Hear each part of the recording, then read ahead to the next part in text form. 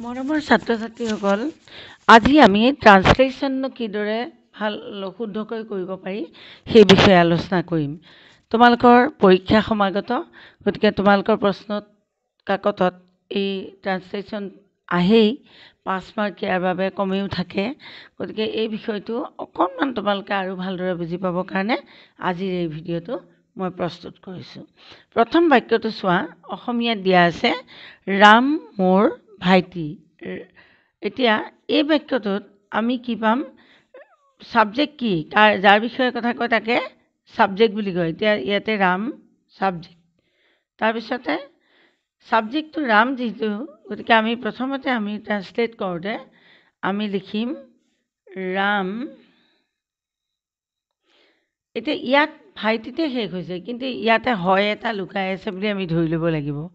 ৰাম মোৰ ভাইটি হয়, হয়তো যদিও লিখা নাই আমি আছে বুলি ধৰি ল'ব লাগিব। তেতিয়াহ'লে ৰাম হয়, ৰাম ইজ কি হয়? মাই মোৰ brother. Ram is my brother. এতিয়া দ্বিতীয় বাক্যটোলৈ আহা। দ্বিতীয় বাক্যটো আছে আমি এটা সাধু পঢ়ি আছোঁ। আমি এটা সাধু পঢ়ি আছোঁ। এই যে আমি এটা সাধু পঢ়ি আছোঁ, এই বাক্যটোত আকৌ তোমালোকে চোৱা কাৰ বিষয়ে কৈছে? আমিটো হ'ল ছাবজেক্ট, গতিকে আমি আমিটো আগত লিখিম উই। আমি ইংৰাজী উই জানা নহয় তোমালোকে।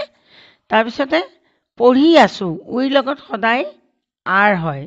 তোমালোকৰ এটা কথা নিশ্চয় মনত আছে, আই এম, আইৰ লগত এম হয়, উইৰ লগত আৰ হয়। তাৰপিছত ইউ মানে তুমি, তাৰ লগত আৰ হয়। আকৌ ইউ প্লুৰেল নাম্বাৰতো ইউৰ লগত আৰ হয়। এইটো হ'ল ছিংগুলাৰ নাম্বাৰ, মই শ্বৰ্টকৈ লিখিছোঁ, আৰু এইটো হ'ল প্লুৰেল নাম্বাৰ। গতিকে এই I am, we are, you are, third পাৰ্চনত আকৌ এইটোক কয় ফাৰ্ষ্ট পাৰ্চন, এইটোক কয় ছেকেণ্ড পাৰ্চন, আৰু এইটোক কয় থাৰ্ড পাৰ্চন। এই যে থাৰ্ড পাৰ্চন, ইয়াত হি, চি নহ'লে ইট হয়। তাৰমানে মই, তুমি, মই, আমি, তুমি, তোমালোক, এইকেইটাৰ বাহিৰে যিমান আছে সকলোবোৰ থাৰ্ড পাৰ্চনত আহে। সেইটো যদি এটা হয় ছিংগুলাৰ নাম্বাৰ হয়, নহ'লে বেছি হ'লে প্লুৰেল নাম্বাৰ হয়। হি, চি, ইটৰ লগত আমাৰ কি হ'ব? ইজ হ'ব, কাৰণ ই ছিংগুলাৰ নাম্বাৰ। আনহাতে দেটো হ'ল সিহঁত। তুমিও নহয়, ময়ো নহয়, আমিও নহয়, তোমালোকো নহয়, somebody else, অন্য কোনোবা। গতিকে দেৰ লগত আকৌ প্লুৰেল নাম্বাৰ হোৱাৰ কাৰণে আৰ হ'ব। এই কথাটো মনত ৰাখিবা তোমালোকে, তেতিয়া তোমালোকৰ ভুল নহয়। এতিয়া চোৱা, উইৰ লগত আৰ হ'ব, কাৰণ আমি ইয়াত অলৰেডি পাইছোঁ উইৰ লগত আৰ হয়। উই আৰ, তাৰপিছত কি কৰি আছোঁ? পঢ়িছোঁ। পঢ়াৰ ইংৰাজী কি? ৰিড। এতিয়া পঢ়ি যেতিয়া আছোঁ, আমি কণ্টিনিউৱাছ টেন্সত লিখিব লাগিব, ইয়াৰ লগত ING লগাব লাগিব। We are reading a story. We are reading a story. এতিয়া এই কথাকেইটা তোমালোকে মনত সদায় ৰাখিব লাগিব, কিহৰ লগত কি হয়, তেতিয়াহে তোমালোকৰ বাক্যটো বনাওঁতে শুদ্ধ হ'ব। এতিয়া তৃতীয় বাক্যটো চোৱা, আমি খেলখন জিকিছিলোঁ। আমি খেলখন জিকিছিলোঁ। এই জিকা কথাটো, জিকাৰ ইংৰাজী হ'ল, ইংৰাজীত জিকাটো উইন বুলি কয়, নহয় নে? WIN, উইন মানে জিকা। কিন্তু আমাক ইয়াত কৈছে জিকিছিলোঁ, তাৰমানে এইটো অতীতত হৈছিল, পাষ্ট টেন্স। তোমালোকে নিশ্চয় আৰু এখন লিষ্ট মনত আছে, প্ৰেজেণ্ট টেন্স, পাষ্ট টেন্স আৰু পাষ্ট পাৰ্টিচিপল, যিটোক আমি আকৌ অন্য ধৰণে কওঁ ভাৰ্ব 1, ভাৰ্ব 2, ভাৰ্ব 3। এনেকুৱা এখন লিষ্ট তোমালোকৰ গ্ৰামাৰ কিতাপত আছে। হয়তো তোমালোকৰ বহুতেই জানা, আৰু হয়তো বহুতেই এইখন এতিয়াও মুখস্থ কৰিবলৈ বাকী আছে। এতিয়া আমাৰ শব্দটো হ'ল উইন। উইনটো আমি প্ৰেজেণ্ট টেন্সত উইন ক'লোঁ, উইন মানে জিকা। পাষ্ট টেন্সত ওৱান হয়, ওৱান, এইটো WON, কিন্তু আমি উচ্চাৰণ কৰোঁতে ওৱান বুলি ক'ম, আৰু পাষ্ট পাৰ্টিচিপল ফৰ্মতো ওৱান হয়। এতিয়া আমি খেলখনত জিকিছিলোঁ, আমাক ছেকেণ্ড ফৰ্মটো লাগিব, পাষ্ট টেন্সটো লাগিব। গতিকে উই ওৱান, কি জিকিছিলোঁ? খেলখনত। ক'ত? উই ওৱান দ্য গেম। তাৰপিছত 4 নম্বৰ বাক্যটো চোৱা। 4 নম্বৰ বাক্যটো হ'ল আমাৰ, এখন ৰাজ্যত এখন দেশত এজন ৰজা আছিল। এখন দেশত এজন ৰজা আছিল। এই বাক্যটোতো কাৰ কথা কৈছে? এখন দেশটো মূল কথা, এখন দেশটো মূল কথা। গতিকে আমি এখন দেশত এজন ৰজা আছিলটো ক'বগৈ লাগিব। আছিল, আছিলটো আকৌ হয় বা আছেতো ইজ, হয়নে? ইজৰ past tense was, is was, ইজৰ পাষ্ট টেন্স হ'ল ৱাজ। এতিয়া এখন দেশত এজন ৰজা আছিল। এতিয়া এই বাক্যটো যেতিয়া এনেকুৱা বাক্যবোৰ লিখে, তাত এখন স্কুল আছিল, ইয়াত এজন ৰজা আছিল, তাতে এখন চকী আছিল, যেতিয়া এনেকৈ কয় নহয়, তেতিয়া তাৰ আমি সদায় দেয়াৰ দি আৰম্ভ কৰিব লাগে। THERE, there. আছিল নহয়, ইজ নহয়, ৱাজ হ'ব। দেয়াৰ ৱাজে এজন ৰজা, কিং, কিং জানা নহয়, ৰজা মানে, ৰজাক ইংৰাজীত কিং বুলি কয়।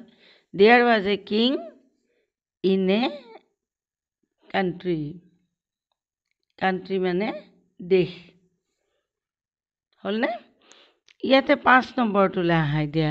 5 নম্বৰ বাক্যটো, আমাৰ গাঁৱত এখন স্কুল আছে। আমাৰ গাঁৱত এখন স্কুল আছে। এইটো আকৌ কি আছে? কিহৰ কথা কৈছে? স্কুলখনৰ কথা কৈছে, নহয় জানো?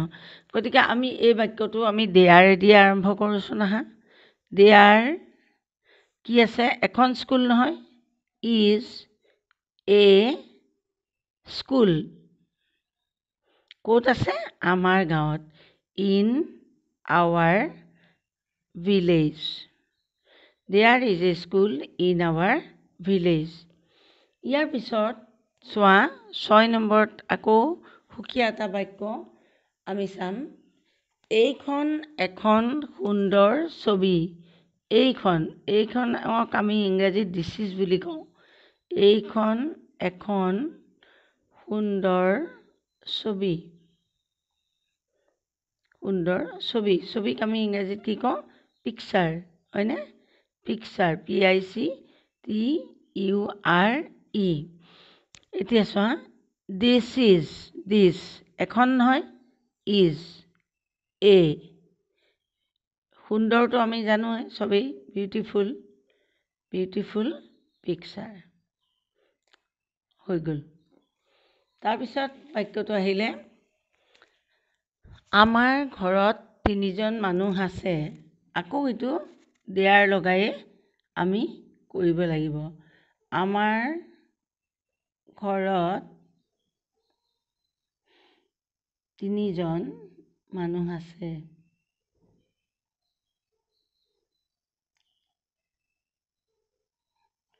এতিয়া এই বাক্যটো আমি আকৌ দেয়াৰ দি আৰম্ভ কৰিম। আছে নহয়, দেয়াৰ 3জন মানুহ নহয়, 3জন হ'লে প্লুৰেল নাম্বাৰ। গতিকে there R 3, THREE, 3 members in our house. তাৰপিছত আহিলে নেক্সট বাক্যটো, আমাৰ এখন গাড়ী আছে। এইটো আকৌ অলপ বেলেগ হ'ব। আমাৰ এখন গাড়ী আছে। এই বাক্যটো আমি অলপ বেলেগকৈ লিখিম, চাবা। উই হেভ, উই হেভ এ কাৰ। খুব সহজ এইটো।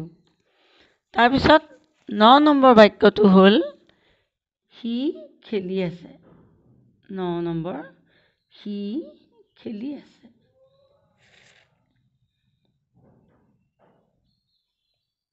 সি খেলি আছে। সি কি কৰি আছে? কোনে খেলি আছে? সি খেলি আছে, গতিকে সি। খেলি থকা এইটো সিৰ লগত ইজ হয়, আৰু খেলি থকাৰ ইংৰাজীটো হ'ল প্লে। প্লে'ৰ লগত আমি খেলি আছেই নহয়, কথাটো কওঁতে খেলিয়ে আছে, গতিকে আমি প্লেয়িং, হি ইজ প্লেয়িং কৰি দিলোঁ। এতিয়া ইয়াৰ পিছৰ আৰু এটা বাক্য থাকিলে, সেইটো বাক্য হৈছে 10 নম্বৰটো, আকাশ আকাশ নীলা। 10 নম্বৰ বাক্যটো আমাৰ হ'ল আকাশ নীলা। আকাশ নীলা, আকাশটো দ্য স্কাই। আকাশ এখনেই, গতিকে আমি ইয়াত ডেফিনিট আৰ্টিকল দি বহুৱাম দ্য স্কাই। আকাশ নীলা হয়, তাৰমানে হয়তো লুকাই আছে। দ্য স্কাই ইজ, নীলাৰ ইংৰাজী কি? ব্লু। Sky is blue. এতিয়া এইখিনিলৈকে এইকেইটা বাক্য মই তোমালোকক শিকালোঁ। আশা কৰোঁ পৰীক্ষাত এনেকুৱা বাক্য আহিলে তোমালোকে খুব সুন্দৰকৈ ভুল নোহোৱাকৈ ট্ৰান্সলেট কৰিবলৈ সক্ষম হ'বা। যদি এই বিষয়ত কিবা ক'বলৈ থাকে মন্তব্যত লিখিবা। ভিডিঅ'টোৰ পৰা যদি উপকৃত হৈছোঁ বুলি ভাবিছা তেনেহ'লে লাইক শ্বেয়াৰ কৰিবলৈ নাপাহৰিবা। আৰু তোমালোকে এইকেইদিন তোমালোকৰ ইউটিউব চেনেলত আৰু এটা ভাল অংকৰ চেনেল আছে, মই লিংকটো দিম ৰ'বা। সেই লিংকটো দি দিম, তোমালোকে অংকবিলাকো চাবা। সেইজন শিক্ষকেও বৰ ধুনীয়াকৈ অংকবোৰ বুজাই দিয়ে সহজকৈ, তোমালোকক ভাল কামত আহিব। গতিকে লাইক শ্বেয়াৰ কৰিবলৈ নাপাহৰিবা, চেনেলটো ছাবস্ক্ৰাইব কৰি ল'বা। এই নতুন নতুন বহুত কথা শিকিবলৈ পাবা। ধন্যবাদ।